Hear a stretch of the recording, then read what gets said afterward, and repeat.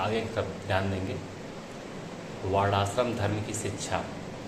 अलक ने अपनी माता मदालसा से कहा, हे माँ, आपने हमें राजधर्म को बताया, अब कृपा करके वर्णाश्रम धर्म को बताने की कृपा करें।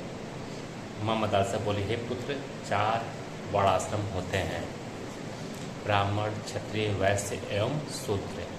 अब एक एक का धर्म सुनो। ब्राह्मण को दान, अध्ययन एवं यज्ञ करना, ये 3 धर्म है। ब्राह्मण का काम क्या है? दान, अध्ययन एवं यज्ञ करना, ये 3 धर्म है।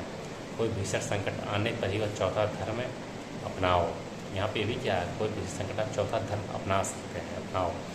ब्राह्मण की जीविका के 3 साधन हैं, पवित्र मन से यज्ञ करना, अध्यापन एवं पवित्र भाव से प्रतिग्रह कर्म। क्षत्रियों के भी 3 धर्म हैं, दान, अध्ययन एवं यज्ञ करना तथा जीविका के साधन। पृथ्वी पालन व शस्त्राभ्यास करना। वैश्य के भी दान, यज्ञ एवं अध्ययन करना, तीनों धर्म है तथा जीविका के साधन है। व्यापार करना, पशुपालन तथा कृषि करना। इसी प्रकार शूद्रों के 3 धर्म, दान, यज्ञ, तीनों जातियों ब्राह्मण, क्षत्रिय, वैश्य की सहायता करना है तथा जीविका का साधन कार्य कर्म ब्राह्मण की सेवा, पशुपालन व क्रय विक्रय आदि है। माँ बोली, यह रहे वर्ण व्यवस्था के अनुसार धर्म कर्म। अब आश्रम के अनुसार कर्म सुनो। मनुष्य को सदा ही अपने अपने धर्मानुसार आचरण करना चाहिए, तभी वह किसी प्रकार की सिद्धि प्राप्त कर सकता है। अन्यथा दूसरे धर्म के पालन करने से उसका अपना धर्म नष्ट होता ही है, परंतु मृत्यु के पश्चात वह नरक का भागी बनता है।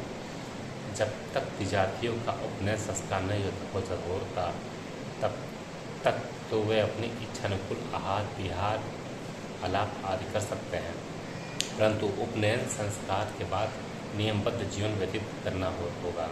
जैसे उपनयन संस्कार होने के बाद मनुष्य को ब्रह्मचर्य का पालन करते हुए गुरु के घर पर ही निवास करके स्वाध्याय, अग्नि पूजा अर्थात हवन आदि स्नान करके भिक्षाटन करके गुरु को समर्पित करना चाहिए।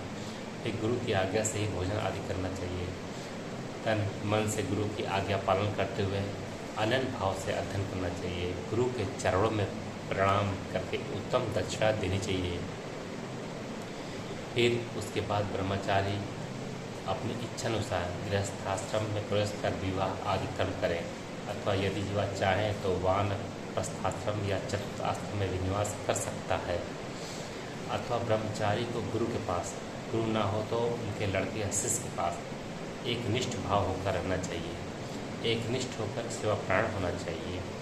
जब उसे गृहस्थाश्रम में आने की इच्छा हो तब वह गुरु की आज्ञा लेकर घर आकर असमान कुल एवं गोत्र वाली जो स्वस्थ हो तथा निहीन अंग वाली कन्या न हो उस कन्या से विवाह करना चाहिए और वर्णानुसार कर्मों का पालन करते हुए धनोपार्जन करना चाहिए। फिर पितर, देवता एवं अतिथि को श्रद्धापूर्वक प्रसन्न रखते हुए अपने शरण में आए हुए का पालन करना चाहिए।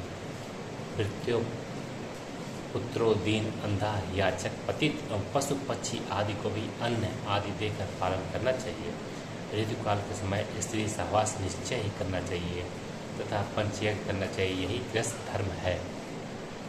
अपनी यथाशक्ति पितरों, देवताओं, अतिथियों तथा सौ जातियों को खिलाने के बाद इस शेष बचे हुए भोजन को अपने सेवकों के साथ खाना चाहिए। मदालसा बोली, गृहस्थ धर्म का संक्षिप्त रूप वर्णन कर दिया।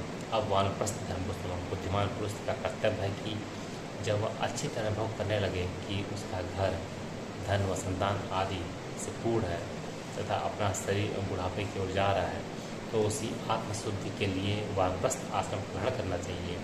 वह वानप्रस्थ आश्रम में भूमि शयन, ब्रह्मचर्य का पालन, अतिथि देवता एवं पुत्रों का पूजन आदि क्रिया को संपन्न करना व फल फूलहार लेते हुए अपनी आत्मोन्नति करनी चाहिए।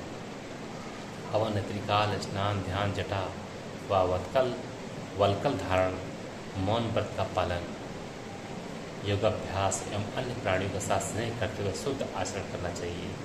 वानप्रस्थाश्रम के बाद भिक्षु नामक चौथा उत्तम आश्रम है। इस आश्रम में सभी प्रकार के संग का त्याग करना चाहिए। क्रोध रहित होकर इंद्रियों को वश में करके ब्रह्मचर्य पालन करना चाहिए। किसी भी एक स्थान पर बहुत दिनों तक निवास नहीं करना चाहिए। कर्म का विसर्जन, भिक्षान से केवल एक बार भोजन, आत्मज्ञान की कामना तथा आत्मदर्शन आदि करना चाहिए।